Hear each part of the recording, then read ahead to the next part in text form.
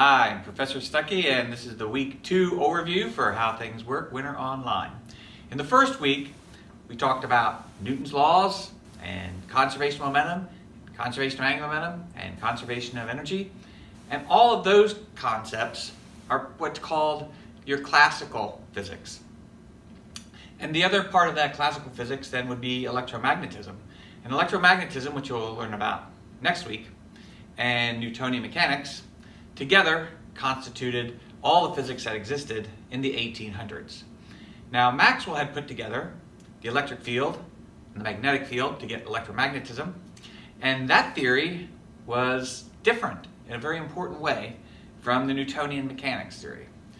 The Newtonian mechanics theory was Galilean invariant, while Maxwell's equations of E and M, electromagnetism, were Lorentz invariant.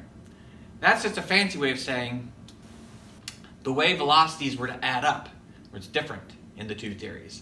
And that seems to be a fundamentally important distinction between them. They can't both be right. And so what happened was special relativity came along and reconciled it. And it turned out that in fact Maxwell's equations and Lorentz invariance was the right way, the true way, and the Galilean invariance of your Newtonian mechanics is only a low velocity approximation to the correct Lorentz invariant way of doing mechanics called special relativity. Later that Einstein generalized that to general relativity and the theory of gravity, curved space and time. So this week you'll get to see those theories, special relativity and general relativity, and the weirdnesses associated with them, the new view of reality that they brought with them.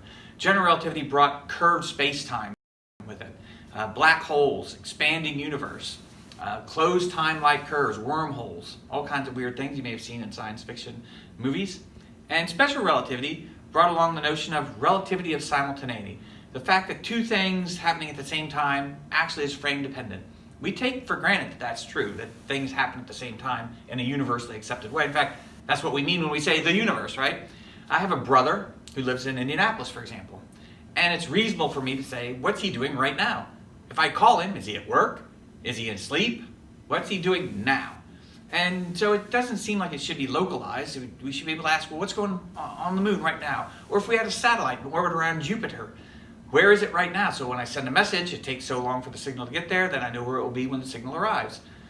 But it turns out, special relativity shows us, that what's happening right now is frame dependent. So what's happening right now for you and me, and the rest with respect to each other, is the same. But if I'm moving with respect to you, then the global collection of people that are at rest with respect to me and moving with respect to you, we share a different now than you do. And that's called relativity of simultaneity. And it leads to the co-reality of the future, the past, and the present, called the block universe. So those are the weird things that we'll be exposed to this week from the theories of relativity.